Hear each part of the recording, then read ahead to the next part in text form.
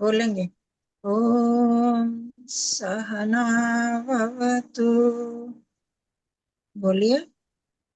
ओम ओम सहना सहना भवतु। सहनौ भुनक्तु सहनाना भुनक्तु। सह वीर्यं करवावहै। सह वीर्यं करवावहै। तेजस्विनावधीतमस्तु।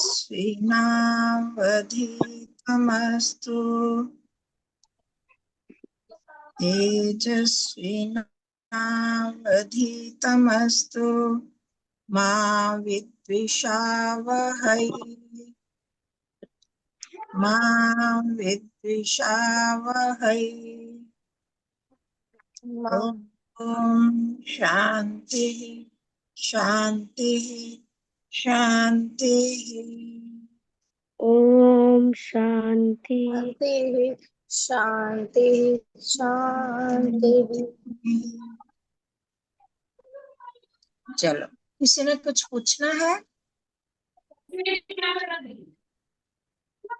ठीक है, कोई डाउट तो नहीं? No ma'am. आवाज ठीक आ रही है? Yes ma'am. अच्छा, अब शुरू करते हैं हम। कौन सा करना है? ध्यान में है? मैम स्वर्ग से। हाँ जी, स्वर्ग में जाना है सबको। Yes ma'am. चलो, अब क्या होता है स्वर्ग, कहाँ पर होता है, क्या होता है स्वर्ग, पता है कुछ आप लोगों को? मैम जिसमें सुख हो और यस मैम, स्वर्ग जैसे नर्क और स्वर्ग होते हैं। मैम जिसमें वैकुंठ धाम जैसे सुख वैकुंठ धाम। कहीं और पर होते हैं स्वर्ग नरक? नहीं, इसी संसार में होते हैं। तो अब वही यहाँ पर पढ़ते हैं। हम लोगों को बहुत सारे गलत गलत कॉन्सेप्ट भी है ना, उनको ठीक करना है हमने इस पुस्तक को पढ़कर। तो अब बता रहे हैं स्वर्ग क्या होता है। जो विशेष सुख और सुख की सामग्री को जीव का प्राप्त होना है, वह स्वर्ग कहलाता है। हम्म जीव, जीव का मतलब समझ गए ना? आप कल किया था हमने। जीव जी किसको मैम। कहते हैं? जीव किसको कहते हैं? मैम प्राणियों को। आत्मा को। है। आत्मा। देखो, कल हमने मैम बात आत्मा को की। कहते हैं। कल क्या हमने क्या समझा था? जीव, जो आत्मा है या जीव है, वो चेतन है और शरीर जड़ है। ठीक है? Yes ma'am. है ना? यह लिखा था ना? तो जो चेतन होता है या लिविंग थिंग होती है, उसी को ही सुख दुख होता है, अनुभव होता है, या जड़ को होता है?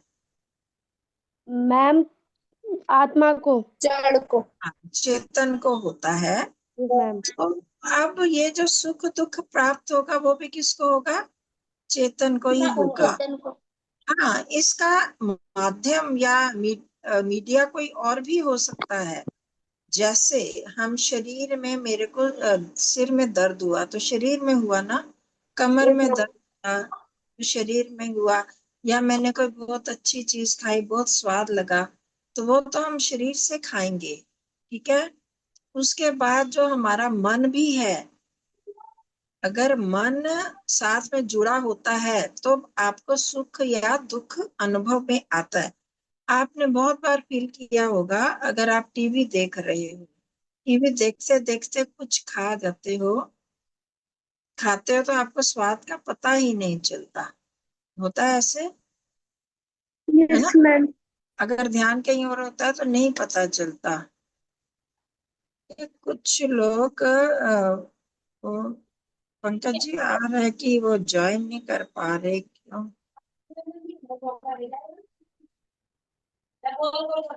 तो आपने कल वाला लिंक तो नहीं भेज दिया गलती से? तो ये नए वाला ही भेज। हाँ, आज नया वाला ही भेजा मैंने। हाँ, ठीक है, आ गया उनका, सुन लिया। पहले आया था नहीं। ठीक है।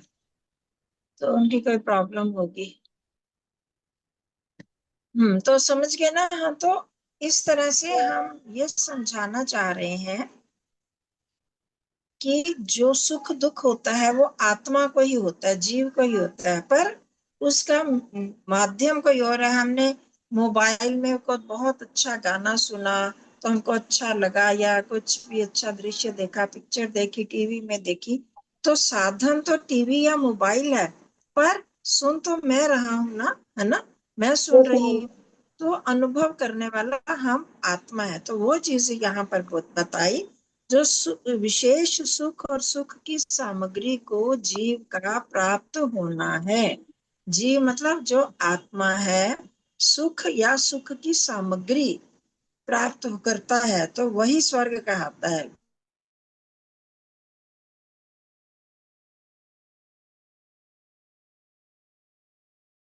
छोटी सी गाड़ी मिल गई तो उसको तो हम अच्छा नहीं, बहुत मजा नहीं आता ना, फिर हमें लगता है अच्छा अच्छा अच्छे हमें साधन मिले। तो अब सुख और सुख के साधन समझते हैं, मतलब थोड़ा सा धन है तो बहुत सारा धन हो गया, हमारा शरीर तो अच्छा है पर पूरी उसमें शक्ति नहीं है, बल नहीं है, तो वो ज्यादा अच्छा बलशाली होना चाहिए, उसमें कोई रोग नहीं होना चाहिए। तो इस तरह से जो साधन होते हैं वो भी हम देखेंगे, ये इम्पोर्टेंट है, इसलिए हम थोड़ा सा इसको नीचे भी पढ़ेंगे। तो ये जो सारी चीजें हैं हम रहे हैं, पर अगर कोई सुंदर भी है, उसकी आवाज भी अच्छी, तो और ज्यादा आता है ना। तो जो विशेष सुख का मिलना होता है या सुख की सामग्री, उसके जो जिन जिन से हम सुख ले सकते हैं, ज्यादा धन होता है, जो सुंदरता होती है, अच्छी आवाज होती है, अच्छा भवन घर होता है, अच्छी गाड़ी होती है, तो ज्यादा और सुख मिल जाता है। तो ये जब सब प्राप्त करते हैं तो इसको स्वर्ग कहते हैं। ठीक है, इतना समझ आ गया। अब हम नीचे पढ़ते हैं। तो संसार में सामान्य सुख दुख तो सभी को प्राप्त होते रहते हैं, है ना। सामान्य समझ गए ना, कॉमन जो मीन्स है वो तो सबको मिलते हैं, परंतु जब जीव को विशेष रूप से सुख, आनंद, हर्ष, प्रसन्नता और शांति प्राप्त होते हैं और आजीवन बने रहते हैं, तो उससे वह स्वर्ग कहलाता है। अंतर समझ में आ गया। एक सामान्य सुख हो गया, वो भी हम सुखी रह रहे हैं, पर यहीं पर संसार में रहते हुए ही बहुत अच्छी तरह से जो में जो चाहते हैं वही मिल जाता है उनको, जो करना चाहते हैं कर सकते हैं, तो वो विशेष सुख हो जाता है। ठीक है। दूसरा, सुख के साथ साथ सुख को प्राप्त करने के साधनों, साधन क्या है, जैसे पर्याप्त मतलब काफी, अन्न, धन, जल, जन मतलब अपने साथी भी हमारे जो सहयोगी हैं वो भी, भवन, मोटर, गाड़ियां, शारीरिक सुख, सुंदरता, सभी प्रकार के ऐश्वर्य, पारिवारिक सुख और मानसिक सुख, शांति, धैर्य, संतोष संतोष, क्षमा आदि, ये सारे सुख के साधनों में आ जाते हैं। इनका रहना भी आवश्यक है। अगर ये चीजें हमारे पास नहीं हो तो हमें सुख होते हुए भी सुख नहीं लगता। घर में मानसिक सुख शांति ना हो, और हमारे पास हो तो पर धैर्य नहीं है, हमें पेशेंस नहीं है, ना ही हमें संतोष है, नहीं मेरे पास बहुत कुछ है पर मेरे पास सेटिस्फेक्शन ही नहीं है, कंटेंटमेंट नहीं है, तो हम क्या होता है, फिर हमें वो सुख भी सुख दिखाई नहीं देता। फिर और होना चाहिए, जब मेरे मन में आएगा कि और होना चाहिए और मिलना चाहिए, तो सुख लगेगा हमको, नहीं लगेगा ना। तो उस सुख को पाने के लिए ये सारे साधन होने आवश्यक है। समझ में आ गया किसे कहते हैं सुख, स्वर्ग, स्वर्ग यस किस मैम। सुख को। तो अब इसको नीचे से पढ़ना, वो बहुत इंपॉर्टेंट है। जो लाइन, एक छोटी लाइन है ना, फुट नोट है जो पहले 26 पृष्ठ पर, स्वर्ग कोई स्थान विशेष नहीं है, अर्थात कोई ऐसा स्थान या लोक नहीं बना हुआ जहां वहां जाकर के ये सारे सुख प्राप्त हो जाएं। अगर ऐसा कोई स्थान होता तो देखो हमारे जे भी स्पेस में जाने वाले लोग कितनी जगह जा रहे, मिलता ना, कोई जगह ऐसी मिलती, तो ऐसी कोई जगह नहीं है। ये इस संसार में रहकर ही होते हैं। इस संसार में रहते हुए जहां भी सुख, प्रसन्नता शांति आदि और इनके साधन मिले, वही स्वर्ग है। ठीक है। बाहरी सुख व सुख के साधन होते हुए भी यदि मन में से बताया अधीरता है, इम्पेशंस मतलब पेशेंस नहीं है, धैर्य नहीं है, असंतोष है, ईर्ष्या द्वेष है, हमारे पास बहुत कुछ है, पर हम दूसरे अपने साथी को देखते हैं, हमारे पड़ोसी को देखते हैं, उसके पास इतना कुछ है, तो हमारे मन में जेलसी आ जाती है, तो हम सुखी रह सकते हैं क्या? नो वो मैम। सुखी नहीं रहेंगे। तो इसलिए सुख के साधनों में इनको भी लिया, धैर्य, संतोष, संतोष, क्षमा ऊपर लिया, और यहाँ नीचे बताया, इससे उल्टा बताया। अगर ये चीजें होंगी तो इंसान सुखी नहीं रह सकता। तो इसलिए बाहरी और आंतरिक दोनों प्रकार के सुख, बाहर के भी और अंदर के भी सुख भी और सुख के साधन भी, दोनों ही का होना आवश्यक है। अब महर्षि चाणक्य ने स्वर्ग में रहने वालों के लक्षण बताते हुए लिखा, ये भी आप लोग याद करना, महर्षि चाणक्य ने स्वर्ग में रहने वालों के क्या लक्षण बताए हैं। 4 लक्षण बताए, बस इतना याद करना है अपने। 4 लक्षण कौन से हैं? जिनके पास ये 4 लक्षण पाए जाते हैं वे स्वर्ग में वास करते हैं। पहला, दान देने का स्वभाव है, जिनकी नेचर में वो किसी को देना चाहते हैं, देते हैं। फिर मधुर वाणी, मीठी वाणी, जब भी हम किसी को बोले बड़े प्यार से बोले, कठोर से नहीं बोले, हार्श वर्ड्स नहीं बोले। देवों अर्थात माता पिता, आचार्य, विद्वान और अतिथियों का सम्मान करना। जिस घर में ये होता है, कोई आता है और हम उसका सम्मान करते हैं, उसका आदर करते हैं, वो भी। और ब्रह्म ज्ञानियों को तृप्त करना। ब्रह्म ज्ञानी कौन से? जो ईश्वर की भक्ति करते हैं, सच्चे ईश्वर भक्त होते हैं, ये नहीं कि बाहर इधर उधर भाग रहे हैं, जो ईश्वर का ज्ञान प्राप्त करते हैं और हमको दे भी सकते हैं वो ज्ञान, तो वो होते हैं ब्रह्म ज्ञानी। उनको भी तृप्त करना, अर्थात उनकी जो आवश्यकताएं हैं, जरूरतें हैं, उनको अगर हम पूरा करते हैं तो ये भी स्वर्ग में आ जाता है। ये अगर हम करते हैं तो उसका मन शांत रहेगा, उसको कभी दुख नहीं मिलेगा। और अगला जन्म जब वो लेगा, इस जन्म में हो सकता है पिछले जन्म के कारण कुछ दुख सुख हो, तो परंतु अगले जन्म में उसको हमेशा सुख ही मिलेगा। ठीक है। तो ये 4 भी याद करने हैं आपने। संस्कृत चाहे नहीं याद करना, स्थिता नामी है जीवलोक। यहाँ क्या लिखा? यहाँ पर ही इस संसार में, इस पृथ्वी पर रहते हुए ही ये 4 जन्म जिनमें है। दान देना, क्या क्या दान देना? मधुरवाणी मधुरवाणी।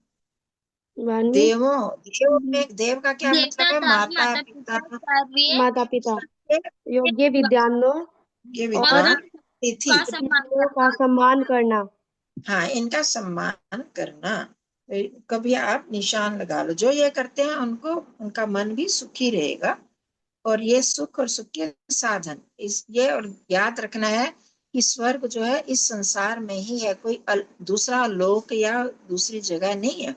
यहाँ पर ही जो रहते हैं, जिनके पास ये सब चीजें हैं, वो विशेष सुख में अर्थात स्वर्ग में रहते हैं। इनका घर तो स्वर्ग है, कहा जाता है ना, ऐसा भी सुनने में आता है। जिस घर में जी लड़ाई मैम। झगड़ा नहीं होता है, सब प्यार से रहते हैं, तो इनका घर तो स्वर्ग है, ये स्वर्ग के तुल्य है।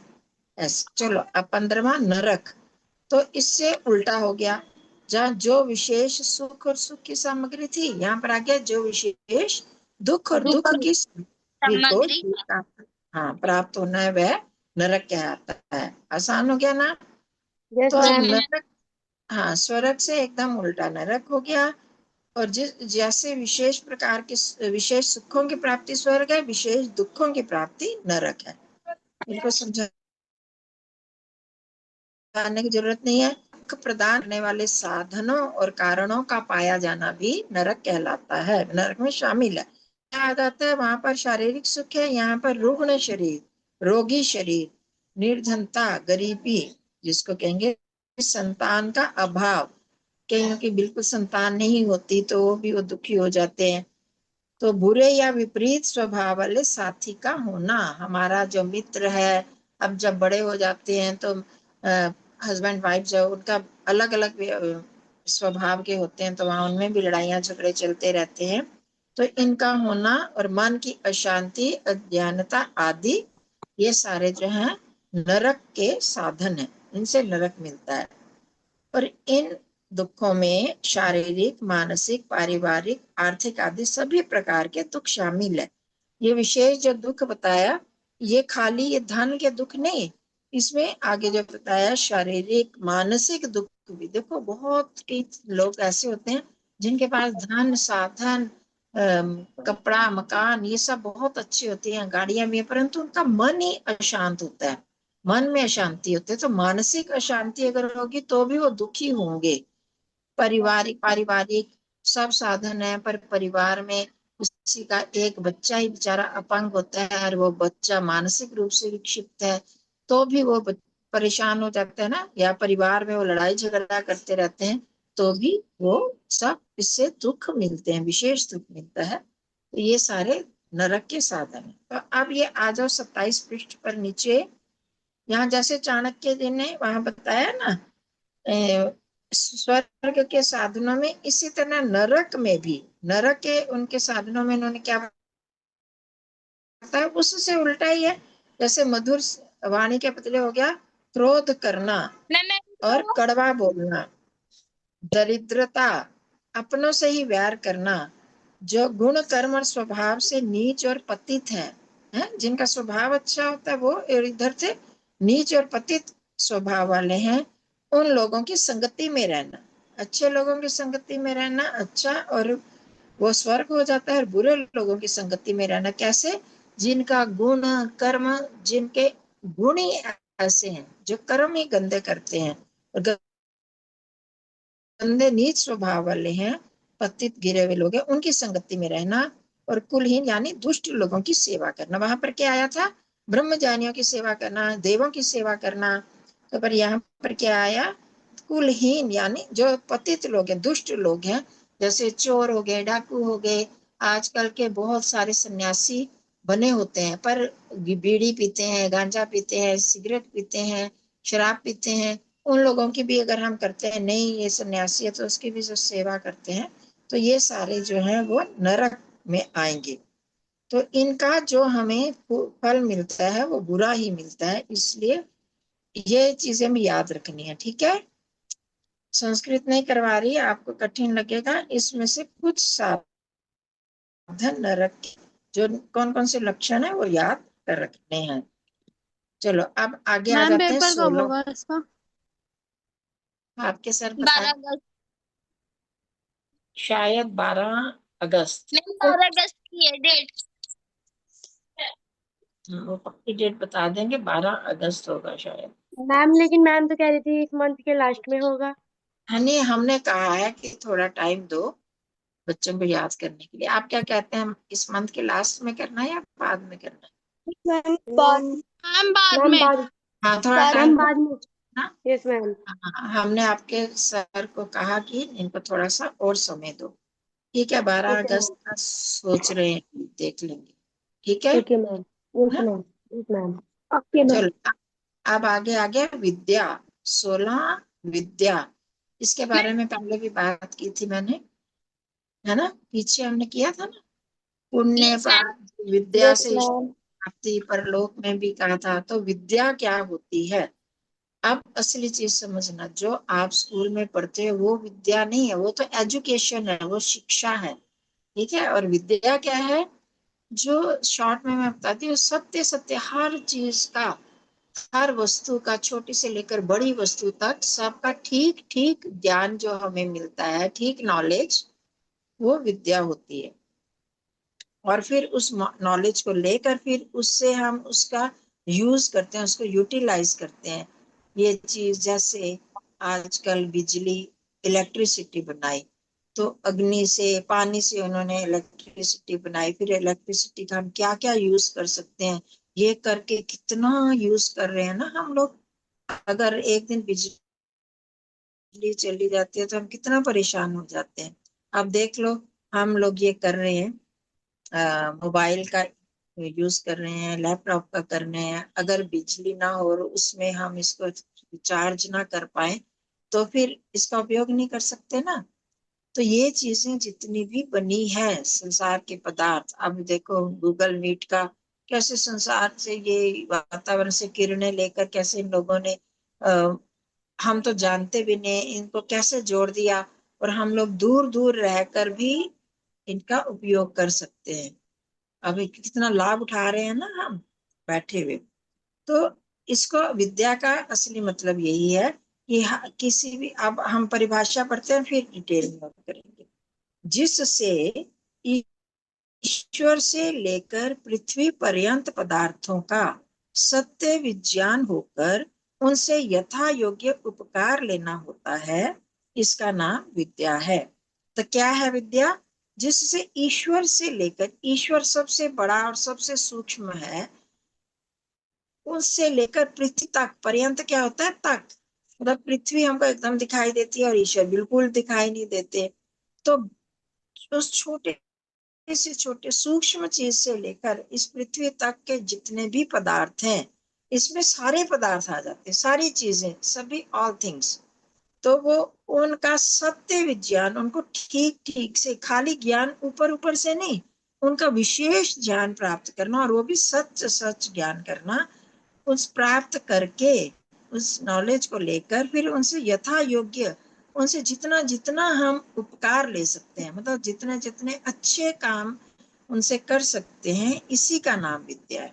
तो दो चीजें इसमें आ गई, एक तो सभी पदार्थों का ठीक ठीक ज्ञान, और दूसरा क्या हो गया? ज्ञान ले, खाली हम नॉलेज ले लें, हमें पता है कि पानी से प्यास बुझती है, और प्यास लगी है, बहुत प्यास लगी और हम पानी नहीं पी रहे, तो कुछ लाभ होगा क्या उसका? हमें पता है बिजली से हीटर चल सकता है, बहुत सर्दी है, और उस सर्दी में हम हीटर लगाकर गर्म सर्दी को दूर कर सकते हैं, पर अगर हम उसका उपयोग नहीं ले रहे तो उस नॉलेज का कोई फायदा नहीं है। फायदा नहीं है तो मैम। इस, हाँ, तो दोनों चीजें हो गई। उसका सत्य ज्ञान, पहले तो हमें पता होना चाहिए कि उससे हम क्या क्या उसके उपयोग कर सकते हैं। दूसरा, फिर उससे हम उसका उपकार, वैसा उसका उपयोग करना, पहले नॉलेज होना, फिर उसको उपयोग में लाना, यही है विद्या। ठीक है। तो अब हमारे साइंटिस्ट हुए, जितने भी साइंटिस्ट, हर एक ने छोटा छोटा छोटा आविष्कार किया, एसी बना दिया, घोर गर्मी में इंसान जब परेशान होता है तो उसको, उसका उपयोग कर लेता है। कूलर बनाए, सबसे पहले जब छोटे, मतलब बहुत पुराने जमाने में, तो पंखा भी नहीं होता था ऊपर का, वो हाथ से कुछ चीज लेकर फिर झोलते थे, कागज ले लिया, कुछ कर लिया, धीरे धीरे हाथ के पंखे बने, फिर छत वाले पंखे बने, टेबल फैन, इस तरह से फिर कूलर बने, और अब एसी। तो ये सब चीजें अब वैज्ञानिकों ने इनका उपयोग किया। वॉशिंग मशीन आप देख लो, हमारे घरों में गैस देख लो, पहले कैसे जलाते थे। तो ऐसे आप सब चीजें देखोगे तो उन्होंने इनकी उपयोगिता को, किससे हम क्या क्या बना सकते हैं, पहले ये नॉलेज गेन करी, फिर उस नॉलेज के बाद फिर उन्होंने इनका उपयोग लिया, और उसका उपकार लेना, यही विद्या है। समझ में आई? यस तो मैम। यस अब मैम। देखो, सोलर सिस्टम बनाते हैं, सूर्य है, सूर्य कब से चल रहा है, सूर्य की रोशनी है, उससे हम इतना उपयोग ले सकते हैं। बिजली के बदले आजकल सोलर सिस्टम का उपयोग करते हैं, उसमें खर्चा भी ज्यादा नहीं होता। तो ये भी सब उसमें विद्या में आ जाता है। तो अब हम नीचे पढ़ते हैं, जल्दी से पढ़ेंगे, बहुत चीजें मैंने समझा दी आपको, फिर अपने से रिलेटेड है वो भी समझेंगे।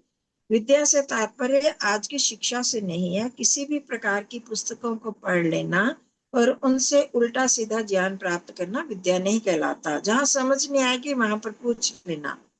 विद्या का अर्थ ज्ञान अर्थात ठीक ठीक ज्ञान है, ये ध्यान रखना है आपने। ठीक ठीक ज्ञान को विद्या कहते हैं। दूसरे शब्दों में जो वस्तु जैसी है मैम उसको, बाद में आप मैम बाद में आप इन सबकी सरल परिभाषा बता देना। हाँ, परिभाषा तो बता दी। ये करना है, विद्या का अर्थ क्या? ज्ञान, ठीक ठीक ज्ञान प्राप्त करना, एक चीज ये। दूसरी क्या है? जो चीज जैसी है उसको वैसा जानना, वही विद्या है, वही वही ठीक ठीक ज्ञान है, वही विद्या है। अब आगे आते हैं, इसमें परिभाषा में क्या क्या चीज दी है वो बता रहे हैं। जिस साधन से, जिस मतलब जिस नॉलेज से ईश्वर से लेकर पृथ्वी तक के अर्थात ईश्वर जैसी सूक्ष्मतम और पृथ्वी जैसी स्थूलतम वस्तु का, मतलब कि ईश्वर से को तो हम देख नहीं सकते आंखों से, देख ही नहीं सकते, किसी भी इंद्रिय से, सेंस ऑर्गन से हम उसको नहीं जान सकते, तो वो सूक्ष्मतम हो गई। और स्थूलता मतलब सबसे बड़ी, जिसको हम बड़ी आराम से देख सकते हैं, इस पृथ्वी को देख सकते हैं ना, जी मैम। तो बड़े आराम से देख सकते हो, स्थूल हो गई ये। इनका ठीक ठीक और विशेष ज्ञान प्राप्त करना। एक तो ठीक ठीक हो गया, ये पृथ्वी है, ये हमने जान लिया, पर इसका विशेष ज्ञान कि इससे हम क्या क्या लाभ ले सकते हैं, इसका क्या क्या उपयोग हो सकता है। एक जगह अच्छा कुक होता है, तो एक आटे से हम क्या क्या बना सकते हैं, विशेष ज्ञान होता है तो कितना कुछ बना देते हैं। बेसन से क्या क्या बना सकते हैं, कितना कुछ बना लेते हैं। तो उसका ठीक क्या क्या उपयोग कर सकते हैं, विशेष ज्ञान प्राप्त हो। दूसरा, उस ज्ञान के आधार पर उन पदार्थों का ठीक प्रकार से प्रयोग किया जा सके, वह विद्या है। तो उस नॉलेज को विद्या कहते हैं। विद्या किसको कहते हैं? उस नॉलेज को कहते हैं, उस ज्ञान को, जिससे ईश्वर से लेकर पृथ्वी तक के सब पदार्थों का सत्य ज्ञान प्राप्त होके फिर उनसे उपयोग लेना, यथा योगी, उनसे ठीक ठीक उपयोग लेना। तो इसकी इसी चीज को दोबारा से फिर नीचे पैर में बताया, अर्थात विद्या से ही शुद्ध ज्ञान की प्राप्ति होती है। विद्या नहीं होगी तो शुद्ध ज्ञान नहीं मिलेगा। हम जैसे कल भी मैंने कुछ एग्जांपल्स दिए थे आपको, तो हमारे ठीक ज्ञान नहीं है। जैसे मैं बता दिया पृथ्वी चपटी है, गोल नहीं है, तो वो तो गलत ज्ञान हो गया ना, फिर हम उससे उस प्रकार से उपयोग नहीं कर सकते उसका। तो उस ज्ञान के आधार पर ही शुद्ध कर्म और शुद्ध उपासना संभव है। इसको छोड़ दो। दूसरे शब्दों में, जब तक किसी वस्तु या तत्व का ठीक ठीक ज्ञान नहीं होता, तब तक मनुष्य उसका उचित या पूरा उपयोग नहीं कर सकता, ना ही उसके आधार पर उचित व्यवहार कर सकता है। यहाँ पर आपको ये लेना है, हमने और चीजों का मैंने विस्तार कर दिया, यहाँ पर हम अपने साथ जोड़ें तो हमें हमारी क्या विद्या है।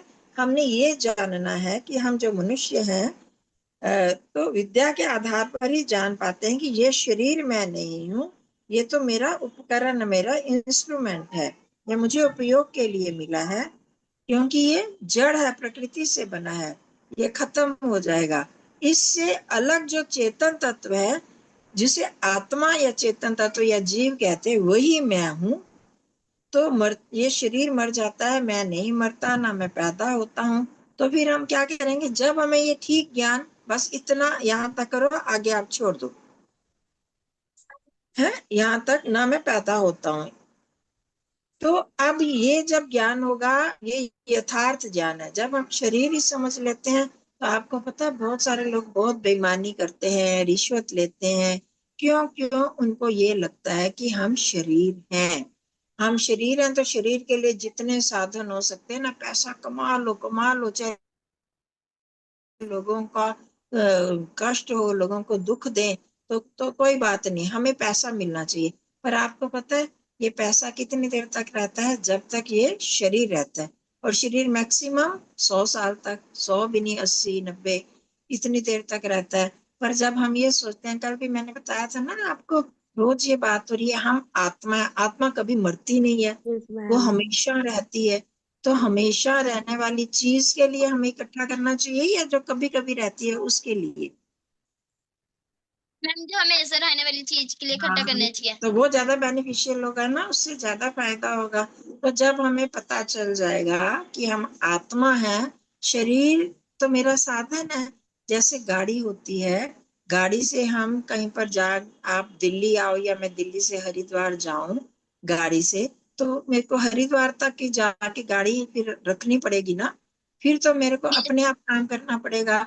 अब गाड़ी का यूटिलाइज वहां तक हुआ, वहां फिर हम रुक गए, परंतु मेरे लिए जो सुख है, वो तो हम कहेंगे खाना पीना जो भी मेरे को चाहिए, हम फिर उसको करते हैं। तो इसी तरह से शरीर को जो जो चाहिए खाना पीना उतना ही जरूरी है, पर उसको हम अधर्म से ना करें, दूसरों को तंग देकर ना करें। क्योंकि क्यों? अगर हम अधर्म करेंगे, पाप करेंगे, पीछे भी बताया था ना, अगर हम पाप करते हैं तो उसका फल हमें दुख मिलता है। तो अधर्म से अगर हम कमाएंगे तो हमें दुख मिलेगा। तो आप सोचोगे, अगर हम मानेंगे कि मैं तो शरीर ही हूँ, तो फिर तो इसी जन्म में ये तो शरीर तो फिर खत्म हो गया, तो फिर कब दुख मिलेगा?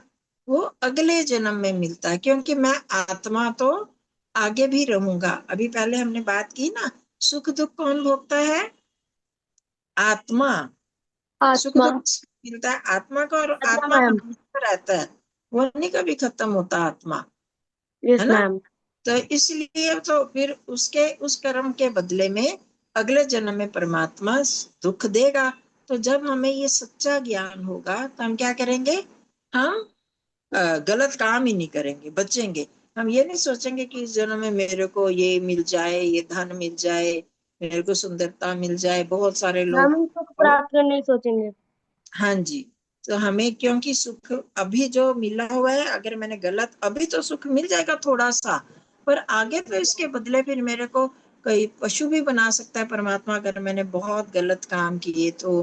कोई फिर हमें और दुख भी मिलेंगे, फिर गरीबी मिल जाएगी, हमने अगर दूसरों को तंग किया, अगर हम ऐसे करेंगे, ये सच्चा ज्ञान हो जाएगा तो फिर हम गलत काम नहीं करेंगे। तो इसलिए सच्चा ज्ञान होना, इसी को विद्या बोलते हैं। ठीक है, इसमें से आपने बस इतना लेना है कि यहाँ पर नीचे से दूसरी लाइन है ना 28 पृष्ठ पर, यह शरीर मैं नहीं, यह तो मेरा उपकरण है, मैं इसका स्वामी हूँ, उपयोग के लिए मिला है। ठीक है, और ये अगले पेज तक, ना मैं पैदा होता हूँ, इतने तक करके समझ लेना क्या है, बाकी हम बाकी से नहीं दूंगी कुछ भी प्रश्न। ठीक है, यहाँ पर 28 पृष्ठ पर, यदि मनुष्य के जीवन से जोड़ा जाए तो यहाँ से लेकर ना पैदा होता हूँ, इतना तक आपको करना है, समझना है, फिर धीरे धीरे आपको आगे भी समझ आ जाएगा। ठीक है, चलो अब अविद्या। अब जैसे हम आगे कर पीछे किया हमने, वैसे ये भी हो रहा है। अविद्या, विद्या से जो विपरीत है, भ्रम, अंधकार, ज्ञान रूप है, इसको अविद्या कहते हैं। विद्या में क्या था, सत्य ज्ञान प्राप्त करना किसी भी वस्तु का। अब यहाँ पर उससे विपरीत क्या हो गया, किसी भी वस्तु का ठीक ठीक ज्ञान ना होना, ये अविद्या है।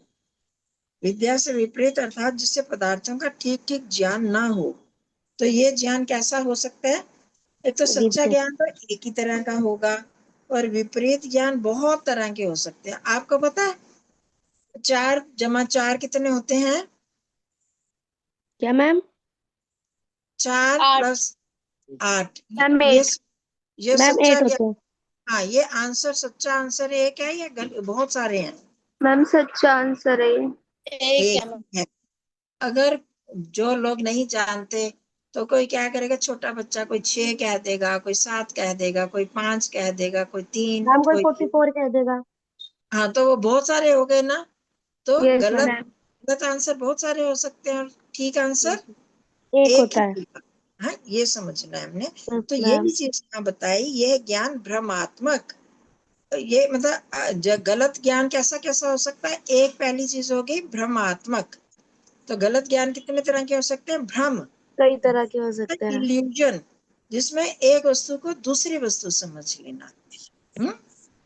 जैसे थोड़ी सी रोशनी है और ज्यादा अंधकार है, हम कहीं पर जा रहे हैं, तो कोई खंबा खड़ा है या कोई पेड़ का ठूंठा ऊपर से टूट गया है, तो हमें दूर से क्या लग सकता है, ये कोई इंसान है ना, कोई इंसान खड़ा है, कोई इंसान है, या कोई पेड़ है, या खंबा है, ऐसे लगता है ना कई बार। तो यस मैम। इसको इसको बोलते हैं, उसको समझ लेना, नहीं ये खंबा नहीं है, ये तो इंसान है। हमने सच में समझ लिया कि वो इंसान है, या इंसान को हमने खंबा समझ लिया अंधेरे में। ठीक है, एक तो इसको बोलते हैं मैम। भ्रम, भ्रमात्मक, या अंधेरे में रस्सी पड़ी थी, हिल रही थी ऐसे ऐसे ऐसे, तो हमने क्या समझ लिया, सांप है। स्नेक। तो ये होता है भ्रम हो जाना, इसको भ्रमात्मक ज्ञान बोलते हैं। दूसरा हो गया संशयात्मक, डाउटफुल, उसके प्रति डाउटफुल होना। भ्रमात्मक में तो भ्रम हो गया और हम उसको सच्चा मान लेते हैं, उसमें डाउट नहीं करते। और संशयात्मक ज्ञान में क्या होता है, उसमें संशय होता है, डाउट होता है कि ये है या ये है। कई बार हमें भ्रांति होने लगता है ना, संशय, ये क्या सचमुच ये मनुष्य है या खंबा है, इंसान है या खंबा है। 2 तरह के ये गलत ज्ञान में आते, दोनों चीजें, संशयात्मक भी होता है और भ्रमात्मक भी, जिसमें निश्चय तो हो जाता है पर गलत निश्चय होता है। रस्सी को सांप समझ लेना या सांप को रस्सी समझ लेना। और दूसरा हो गया संशय, डाउटफुल होना, ये है, रस्सी है, ये सांप है। दोनों का अंतर समझ गए? ये ज्ञान क्या आते हैं? अशुद्ध होते हैं। ये दोनों ठीक नहीं हुए, मैम। अशुद्ध। अब तीसरी बात, और अज्ञान तीसरा क्या होता है कि किसी वस्तु के विषय में बिल्कुल भी ज्ञान ना होना, या ये इसको हम अविद्या या अज्ञान कहते हैं। 3 तरह की अविद्या होगी। अब जब हमें किसी चीज का गलत ज्ञान होगा तो उसका हम उपयोग ही नहीं कर सकते। भ्रमात्मक संशयात्मक ज्ञान होगा, हमने सोचा कि ये रस्सी है, उठ के मैं ये बांध लूं, जैसे पकड़ने लगे तो सांप निकल आया, तो हम उसका उपयोग कर पाएंगे? तो इसलिए वहां पर वो बात नहीं बताई कि इसका उपयोग कर सकते हैं। तो अब यहाँ पर हमने अविद्या में इतना करना है कि विद्या से विपरीत जो किसी भी वस्तु का ठीक ठीक ज्ञान ना होना अविद्या है। दूसरी बात यह, जो ठीक ठीक ज्ञान है, ठीक ठीक ज्ञान का ना होना, ये भ्रमात्मक भी हो सकता है और संशयात्मक, मतलब इसमें भ्रम भी हो सकता है। वो हम गलत, किसी चीज को गलत ही समझ लेते हैं। और दूसरा, उसमें संशय, हमें पक्का ही नहीं होता कि ये है या वो है। तो जब ऐसे होंगे तो हम उसका उपयोग ही नहीं ले पाएंगे फिर। और या ऐसे होता है कि किसी वस्तु को बिल्कुल ही नहीं जानना, हमें पता ही नहीं है क्या है। कोई नई चीज हमारे सामने आ जाए तो हमें समझ ही नहीं आएगी ये क्या है। बहुत सारी चीजें ऐसी होती हैं, हमें पता ही नहीं होता क्या है वो चीज, तो उसको भी अविद्या कहते हैं। ठीक है, 3 प्रकार की अविद्या हो गई, जी मैम। Yes ma'am. है ना? ठीक ठीक ज्ञान ना होना, दूसरा भ्रमात्मक संशयात्मक ज्ञान होना, और तीसरा हो गया बिल्कुल भी ज्ञान ना होना। चलो आगे 18वां, सत्पुरुष। सत्पुरुष या सज्जन पुरुष सुना है आपने? हमें सत्पुरुषों की संगति करनी चाहिए, ऐसे बोलते हैं ना। सत्पुरुष जो सत्य प्रिय धर्मात्मा, जो सत्य प्रिय धर्मात्मा विद्वान, सबके हितकारी और महाशय होते हैं, वे सत्पुरुष कहलाते हैं। कौन सत्पुरुष कहलाते हैं? जो सत्य प्रिय धर्मात्मा। आपको पता है हमने पीछे सत्य धर्म के बारे में पढ़ा था, उसमें भी सत्य भाषण आदि आई थी बात। Yes ma'am. तो यहाँ पर आप देखोगे इस पुस्तक में, या महर्षि दयानंद जी ने जितना भी पुस्तकें लिखी, सब में उस सत्य को बहुत महत्व देते हैं। मतलब यस कि मैम। ईश्वर को भी सच्चित आनंद बोला जाता है ना, सत्य स्वरूप है ईश्वर। तो सत्य जो है वो उसकी थ्योरी पक्ष है। और उसको जब हम आचरण में ले आते हैं, प्रैक्टिकल लाइफ में लाते हैं, तो उसका प्रैक्टिकल एस्पेक्ट है। 2 चीजें होती है ना, आप साइंस पढ़ते हो तो उसमें थ्योरी भी पढ़ते हो और प्रैक्टिकल भी करते हो, प्रयोगशाला में जाते हो आप लोग। Yes ma'am. तो दोनों यस चीजें, मैम। हाँ ठीक है। तो इसी तरह यहाँ पर भी धर्म में भी दोनों चीजें, किसी चीज को सत्य सत्य जानना, सत्य बोलना, सत्य मानना, सत्य करना, ये हमने पहले भी किया।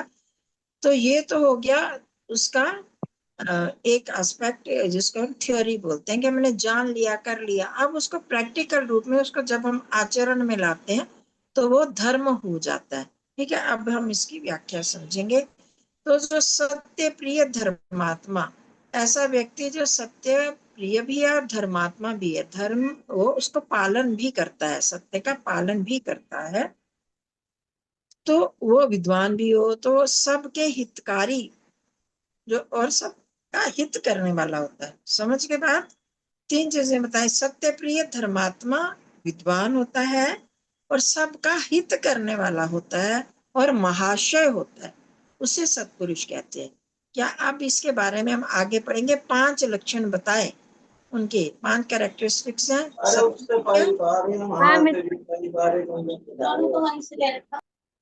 मैम हित करना भला करना होता है। हित करना भला करना होता है। सत्य प्रिय हो गया, धर्मात्मा हो गया, विद्वान और सबका हित करने वाला, और महाशय। अब इनका क्या क्या मतलब होता है वो आगे पढ़ लेते हैं।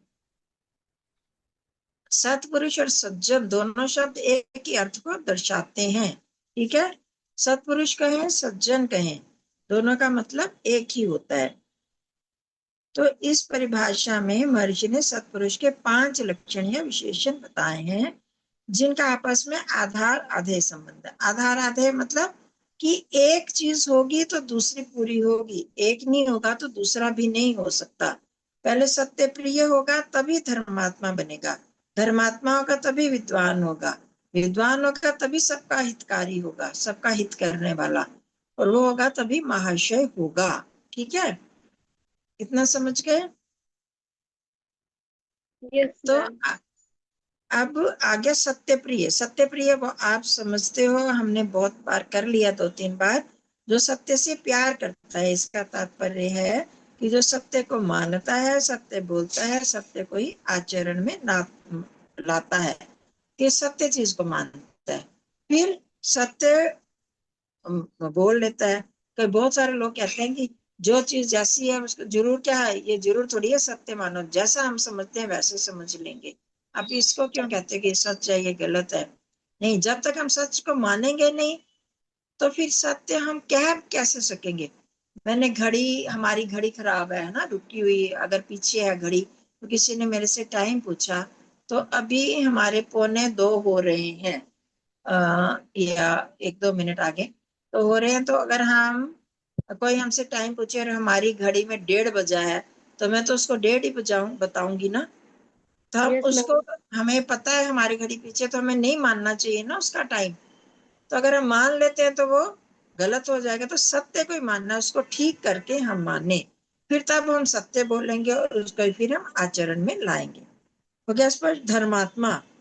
तो महर्षि दूसरा है धर्मात्मा, सत्य और धर्म को अलग नहीं मानते, जैसे मैंने अभी बताया आपको। उनके अनुसार सत्य सिद्धांत पक्ष, सिद्धांत में थ्योरी पक्ष, और धर्म उसी का क्रियात्मक या आचरणात्मक रूप है, मतलब प्रैक्टिकल पक्ष है। उसी को अपनी क्रिया आचरण में ले आना ही धर्म हो गया। सत्य जो हम पढ़ रहे हैं, सुन रहे हैं, जान रहे हैं, मान रहे हैं, उसको आचरण में लाना ही वो धर्म हो जाता है। अर्थात सत्य को जानकर उसे जीवन में धारण कर लेना ही धर्म है। जो धर्म को अपना लेता है वही धर्मात्मा है ना? ये तो आप लोगों को पता ही है, धर्मात्मा कौन होता है? जो धर्म को अपनाता है। पर हमें ये नहीं पता था कि धर्म क्या होता है। तो सत्य जो है, सत्य को मानना और उसको जीवन में धारण करना, वही धर्मात्मा हो जाता है। पहले वो सत्य को जानेगा, सत्य का प्यारा होगा, तभी तो धर्मात्मा बन पाएगा ना। ये चीज हमने पढ़ी थी ना, आधार आधार संबंध। मतलब कि वो अगर सत्य जानेगा, उसका प्यारा होगा, सत्य को मानेगा, तभी धर्मात्मा बन पाएगा। ये चीजें होगी दोनों स्पष्ट। फिर यस मैम। विद्वान, हाँ, सत्य को जानने और उसको जीवन को धारण करने के लिए सत्य शास्त्रों को पढ़ना भी आवश्यक है ना? कल भी बात हुई थी, हम अगर गलत गलत शास्त्रों को पढ़ेंगे तो हमें गलत ज्ञान हो जाएगा। तो सत्य ज्ञान, सत्य प्रिय है, तो फिर वो क्या करेगा? सत्य शास्त्रों को भी तो पढ़ेगा। अच्छे शास्त्र जिसमें सच सच ज्ञान है, कैसे किसी ने कुछ भी गप्पे लगा दी, लिख दी, तो वो हम पढ़कर उसको मानते हैं, उसका हम फिर उसको प्रैक्टिकल करके देखते नहीं है, टेस्टिंग करके नहीं देखते कि ये ठीक है या गलत है। तो तब तक फिर हम सत्य को आचरण में नहीं ला सकते। तो इसलिए सत्य शास्त्रों को पढ़ना भी आवश्यक है, क्योंकि अगर नहीं पढ़ेंगे तो ना सत्य का ज्ञान होगा, ना ही उसका आचरण होगा। वो नहीं होगा तो फिर विद्वान भी नहीं बनेगा। विद्वान किसे कहते हैं? जो सच सच जानता है, जिसमें जानने की इच्छा होती है, वही तो विद्वान होता है। जो पढ़ता है अच्छी अच्छी चीजों को, वही तो स्कॉलर या विद्वान होता है। तो विद्वान तर्क पूर्वक दूसरों को भी सत्य ज्ञान प्रदान करने में सक्षम होता है। जो विद्वान होता है वही दूसरे को भी बता सकता है कि क्या सत्य है, क्या गलत है, वो कैसे सत्य है, क्या गलत है, क्यों गलत है। हम जिनको पता नहीं होता तो ये सच क्यों है, ये गलत क्यों है, ऐसे जब पूछोगे तो नहीं बता पाएंगे ना। जब कोई विद्वान होगा वही बता पाएगा। अतः वह धर्मात्मा की अपेक्षा संसार का अधिक उपकार कर सकता है, वह अन्यों को धर्मात्मा बना सकता है। जो विद्वान होगा वही तो दूसरे को अच्छी तरह समझा सकेगा ये चीज सत्य है, क्यों सत्य है, इसको जीवन में क्यों धारण करो, क्या लाभ होगा। जैसे हमने अभी पहले बात की, आत्मा को जानना क्यों जरूरी है, शरीर को जानना क्यों, शरीर जड़ है, ये क्यों जरूरी है। जब हमें समझ में होगी तभी तो मैं आपको समझा पाऊंगी। तो इसको कहते हैं कि विद्वान ही दूसरों को अच्छी तरह समझा सकता है। तो अब तभी आगे बात आई सर्वहितकारी, जो सबका हित या कल्याण का करता है, करने वाला है। जैसा कि ऊपर बताया, संसार का कल्याण वही कर सकता है जो स्वयं सत्य को जाने और तर्क और युक्तियों से, तर्क और युक्तियां समझते हो आप, लॉजिक्स हैं, लॉजिक से जो दूसरों को भी यथार्थ, यथार्थ शब्द बहुत बार आ सकता है, तो आप उसको ठीक ठीक शब्द लिख लेना, ज्ञान प्रदान कर सके। तभी हम संसार का हित कर सकते हैं ना, जब दूसरे को ठीक ठीक समझा सके। कैसे? तर्क से, लॉजिक से अच्छी तरह समझा सके। तब अब वो वही कर सकता है जब वो विद्वान हो, है वो, अगर वो विद्वान होगा, उसने सारा समझा होगा, तभी तो कर पाएगा। दूसरों को सत्य ज्ञान प्रदान करके और सत्य को अपने जीवन में धारण करके सबका उपकार करना वह अपना मुख्य कर्तव्य समझता है। वो ये नहीं है कि बस मैंने पढ़ लिया, मेरे को आ गया, दूसरों को बताने की जरूरत नहीं है। नहीं, वो दूसरे का भी उपकार करते हैं। आप देखोगे जितने महान पुरुष हुए संसार में, उन सब ने अपने आप सीखा और यहाँ प्रचार भी तो किया। कितने लोगों ने, महात्मा बुद्ध ने भी जो सीखा, जो उन्होंने ज्ञान प्राप्त किया, दूसरों को भी बताया। शंकराचार्य जी ने भी किया, महर्षि दयानंद जी ने भी किया। तो वो जो खुद जानते हैं वो दूसरों को भी समझाते हैं, ये उनका अपने जीवन का मुख्य कर्तव्य होता है। तो वही सत्पुरुष होता है जो दूसरे, सर्वहितकारी, सर्व मतलब सब हितकारी, हित का तो समझते हो आप, दूसरे का भला करने वाला है। हितकारी का मतलब दूसरे का भला करने वाला, और सर्व सबका भला करने वाला सत्पुरुष वही होता है। वो नहीं कि आपका जो मेरा रिश्तेदार है उसका कर दे, दूसरे का ना करे, ऐसा नहीं होता। वो वही सज्जन पुरुष है या सत्पुरुष है जो सबका हित भी करता है। फिर महाशय होता है, आगे आ गया महाशय। महाशय किसको कहते हैं? जिसके आशय, आशय मतलब भाव, जिसकी भावनाएं महान होती हैं, वही महाशय कहलाता है। भावनाएं उसी की महान होंगी जिसमें ऊपर लिखी 4 विशेषताएं होंगी। कौन कौन सी? सत्य प्रिय, धर्मात्मा, विद्वान और सर्वहितकारी, सबका हित करने वाला होगा, तो वही महाशय कहलाएगा। तो इसको अब आगे नीचे रहने दो, इसको छोड़ दो। हाँ, बस इतना याद कर लो, किसी शास्त्रकार ने लिखा, उसको रहने दो। चलो अब आगे मैम कहाँ पे लगाना है निशान? हम्म निशान कहाँ पे लगाना है मैम? यहाँ जो था ना महाशय वाला, उसमें यस मैम। किसी शास्त्रकार ने, किसी से हटाकर नीचे तक रहने दो, उसमें निशान लगा लो कि ये नहीं करना। आप अपना ध्यान रखो कि आप निशान क्यों लगा रहे, कौन सा निशान लगा रहे हो। क्रॉस का निशान जो नहीं आपने करना, क्रॉस का लगा लो।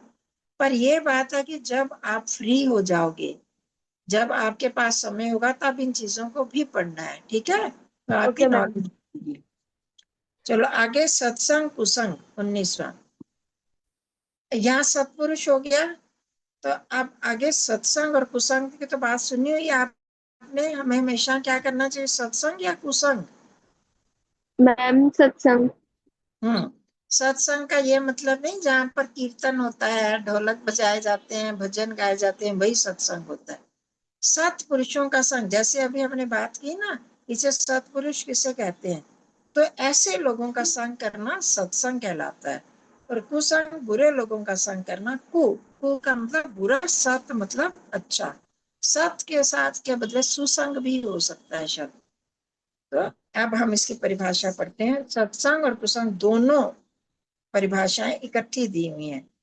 जिस करके दुख से छूट के सत्य की ही प्राप्ति होती है, उसको सत्संग कहते हैं। झूठ से छूट के सत्य की प्राप्ति होती है। हमने बताया को बहुत महत्व दिया गया है। सत्य में बहुत सारी चीजें आ जाती हैं, अच्छाइयाँ, प्राय सभी अच्छाइयाँ सत्य में आ जाती हैं। तो छूट के सत्य की प्राप्ति होती है, जिसके कारण, जिसके करके मतलब जिसके कारण, जिस व्यक्ति के कारण, जिस पदार्थ के कारण, जिस पुस्तक के कारण, तो वो सारा क्या हो गया, उसके कारण झूठ छूट कर सत्य की प्राप्ति होती है, तो उसको सत्संग कहते हैं। इस करके पापों में जीव फंसे उसे कुसंग कहते हैं। ठीक है, झूठ छूट कर सत्य की प्राप्ति हो जिससे, वो सत्संग हो गया। और जिस करके पापों में जीव फंसे वो कुसंग हो गया। झूठ सबसे बड़ा पाप माना जाता है, सत्य सबसे बड़ा पुण्य माना जाता है। यहाँ पर चलो अब आगे व्याख्या पढ़ते हैं। 32वां पृष्ठ। सत्संग की परिभाषा करते हुए ऋषि ने लिखा, जिसके कारण, जिस करके था ना, जिस मैंने ये बताया था, जिसके कारण अथवा जिसके संग में रहकर मानव मनुष्य झूठ को छोड़कर सत्य को धारण करने लगता है। जिसके साथ हम रहकर, जिस पदार्थ के साथ रहकर, जिस जीवित व्यक्ति के साथ रहकर, जिस पुस्तक को पढ़कर मनुष्य सत्य को धारण करने लगता है, झूठ छोड़ देता है, सत्य को धारण करता है, वो सत्संग है। और यहाँ आगे बताया, यहाँ झूठ, झूठ का है, झूठ का है, सभी बुराइयों का प्रतीक है। झूठ सिर्फ खाली झूठ बोलने का नहीं है, सभी बुराइयों का, और सत्य सभी अच्छाइयों का प्रतीक है। तो अच्छे लोगों यानी सत्य पथ पर चलने वाले व्यक्तियों की संगति से मनुष्य बुराइयों से, दुर्गुणों से बच जाता है। अच्छे लोगों के साथ जुड़ेंगे, जैसे पीछे हमने सत्पुरुष पढ़ा, तो उनके साथ जुड़ेंगे तो मनुष्य सब बुराइयों से बच जाता है, अच्छाइयां ग्रहण करता है।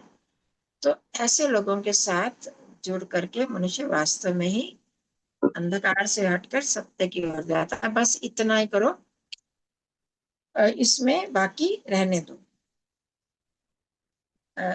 यह नीति कारण से लेकर हमारे जो बड़े साथी जुड़े हुए हैं, वह अपने आप इनको पढ़ सकते हैं, और जहां पर नहीं समझ आए हम बाद में इसको डिस्कस कर सकते हैं। Yes ma'am. मैम तो श्लोक पढ़ना है। हाँ, नहीं जिनको अपने आप शौक है वो पढ़ सकते हैं। मैं आपके लिए आसान से आसान करना चाह रही हूँ आप बच्चों के लिए। आप पहली बार ऐसी परीक्षा दे रहे हो ना, तो हम यस चाहते मैम। हैं कि आपको इंटरेस्टिंग लगे और आसान लगे। इसलिए मैं जहाँ भी मेरे को थोड़ा सा कठिन लगने लगता है तो मैं वहां पर रोक देती हूँ। तो आप लोग ये करो, फिर हम आगे कभी फिर दोबारा इसकी लेंगे परीक्षा, फिर एक दूसरी किताबें और इससे भी सरल है वो करेंगे, तो फिर जब इसकी दोबारा करेंगे फिर पूरे का करेंगे। ठीक है, अभी आप यस मैम। इतना करो। मैम पेपर वहां से ही आएगा जहां तक आप पढ़ाओगे। हाँ जी, हाँ। यस कुसंग, मैम। कुसंग हो गया बुरे या पाप के मार्ग पर चलने वाले लोगों और परिस्थितियों का चरण करना ही कुसंग है। जैसे अच्छे लोगों का साथ रहना जिससे हमारा झूठ छूट जाए, अर्थात बुराइयां अच्छाइयां आ जाए, सत्य आ जाए, वो तो सत्संग हो गया। और उससे उल्टा हो गया बुरे या पाप के मार्ग पर चलने वाले लोगों और परिस्थितियों के साथ जब हम चलने लगते हैं तो उसका नाम कुसंग है। अब जैसे देखो, हम बुरे लोगों के साथ लग गए, वो तो कुसंग हो गया।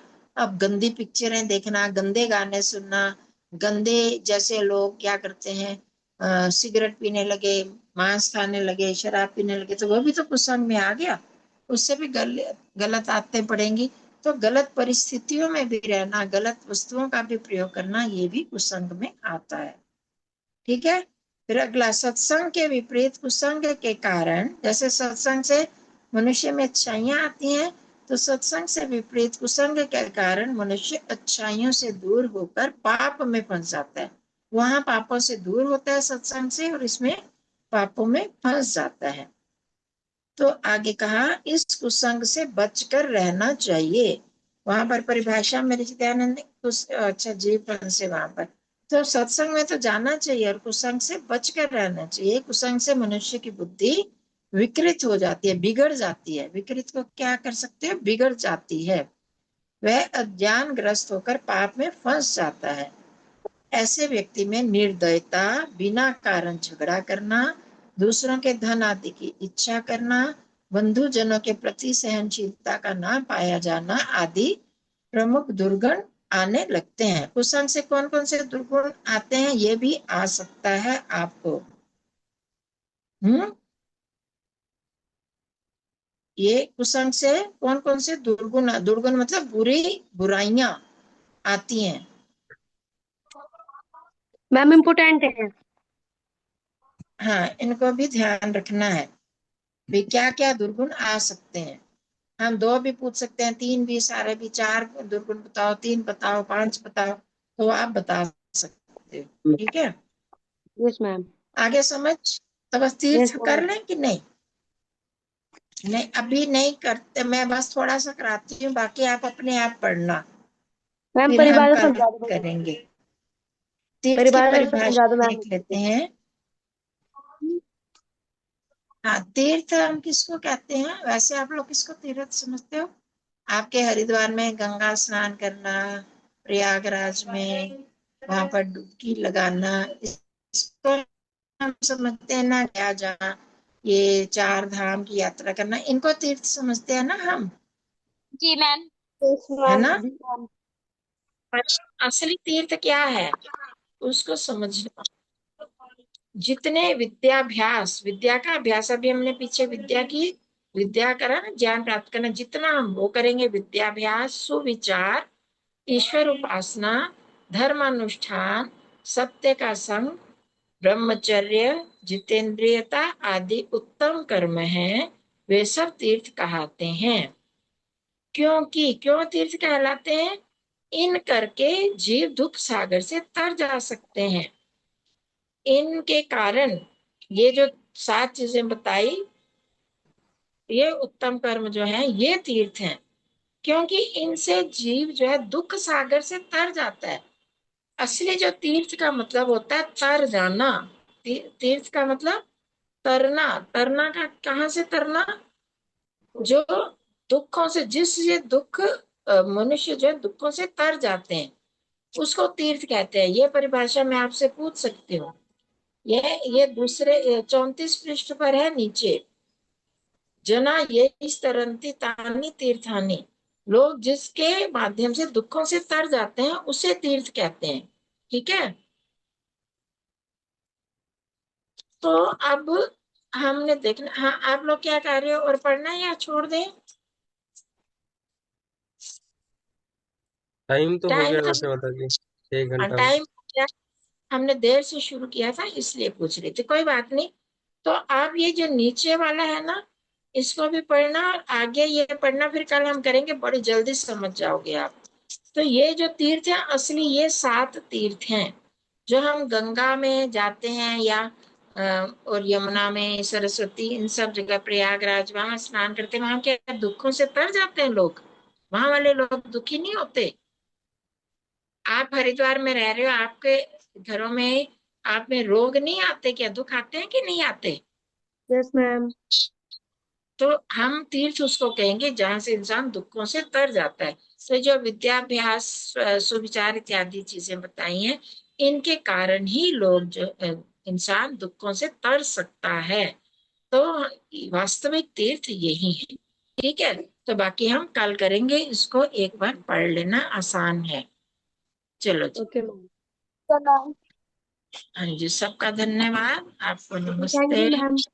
थैंक हाँ, you so much ma'am. Thank you ma'am. अच्छा जी, नमस्ते जी, धन्यवाद।